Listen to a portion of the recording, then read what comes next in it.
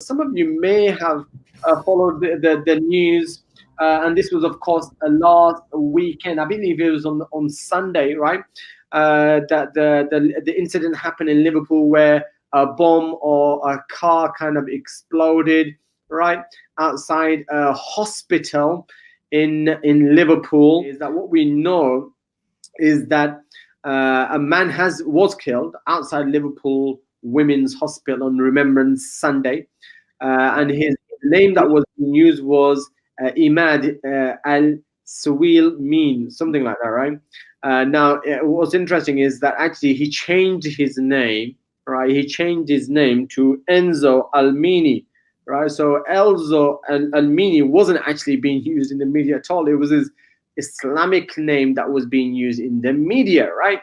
And in fact, he had actually converted to Christianity as back as 2017. So that's almost 4 years of being a Christian. And that didn't stop the media from re-emphasizing, of course, his Islamic background and his, well, his ethnic background, should I say anyway. Also going to be speaking to Ahmed Hussein, who I believe is from MPACUK. So it's going to be good to speak to Ahmed also.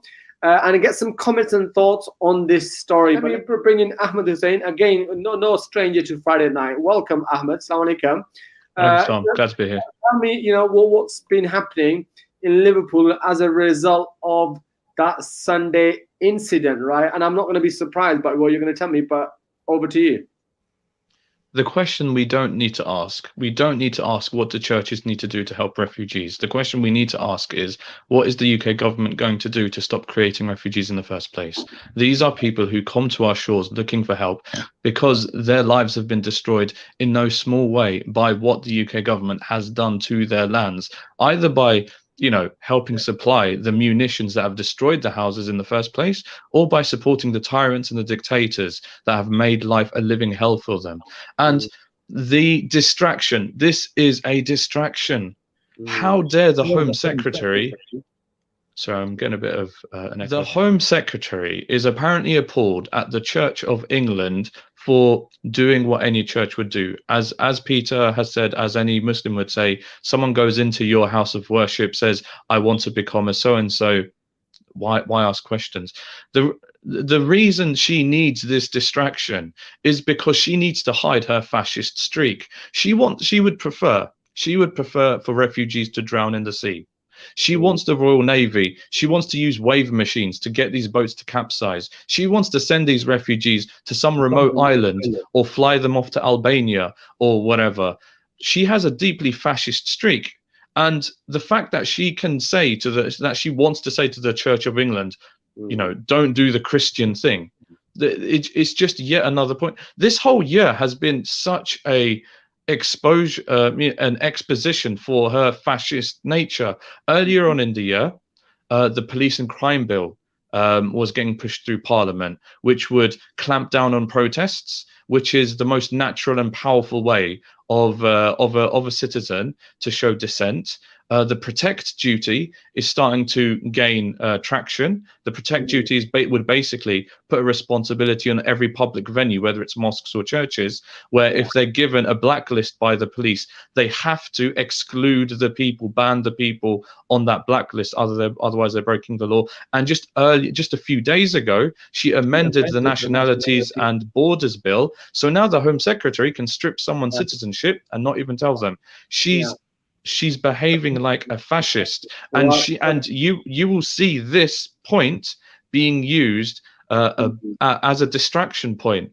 Okay, so Ahmed, so some good points. I really appreciate that for really putting the political context correct in terms of why are we getting these asylum seekers and these refugees in the first place. Point taken. But the story at hand is the fact that we've got an individual who's come along and done what he's done, right? For whatever reasons he may have, may have motivated him, and we've got no idea. We've seen that both the Christian faith and the Christian institution and the Islamic faith and institutions are more almost being dragged through the mud, as always happens, right? What's been more specifically, I don't know if you're, I mean, it's interesting because this is a men's statement that I got here, but you're from MPACUK, obviously, right? But what's the story that you're hearing? What are the news stories that you're hearing from Liverpool itself with regards to the Muslims facing a backlash?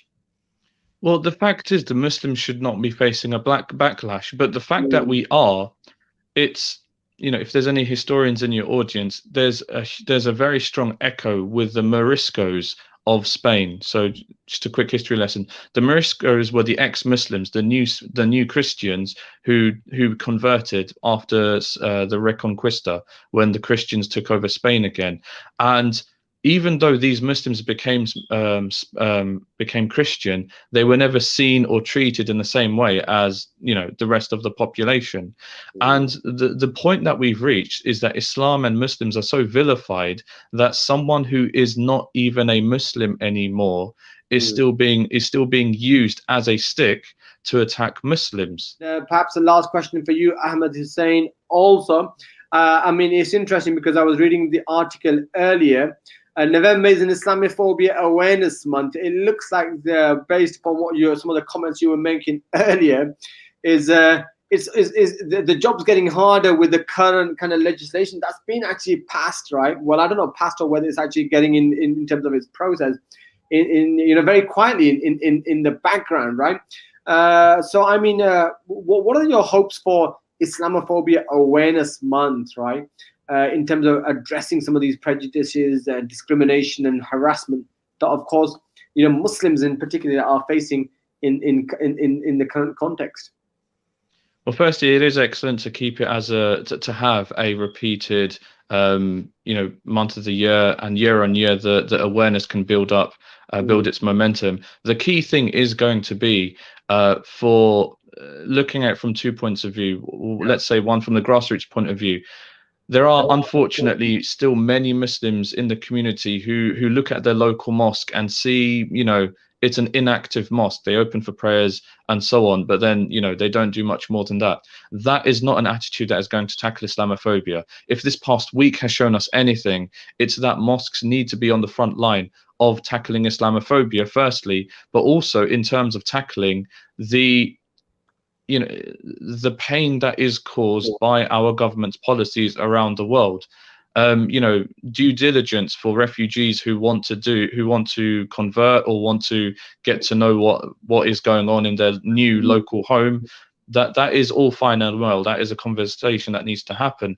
But we need to stop making refugees in the first place. And, you know, mosques need to be part of that, because mosques ought to be the voice and the heart and the head of the Muslim community. So, you know, each, inshallah, if God wills, every Islamophobia Awareness Month builds up the momentum in our mosques to fulfill the duty that every Muslim in the country needs them to fulfill, i.e., to be our voice and to be, you know, our representative on the local and national stage. Very quickly, Ahmed. I mean, are you finding? I mean, I'm seeing a lot of the mosques becoming a lot more active. You know, a lot more active. Are you finding that? Do you share those sentiments? What else specifically are you calling out here?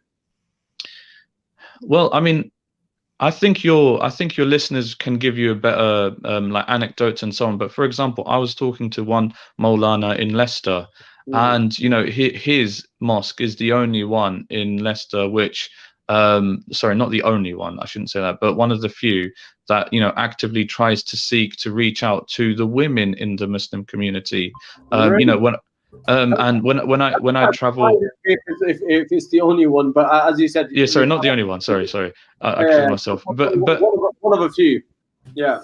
Yeah, but like when I go around certain cities, certain towns, and so on, I still see these bubbles of, you know, created by mosques, which are still very insular in their thinking. We all have to realize we're in a connected society. Remembrance Sunday showed us that. Okay, Ahmed Hussein from MPACUK, thank you very much for joining us this evening. Unfortunately, we have run out of time. Right, listeners, we're about to go into a commercial break. That was a very interesting conversation with Ahmed Hussein from MPACUK, Peter Adams from St. Mary's Church and Council of Faiths, around the Liverpool bomber incident on Remembrance Sunday.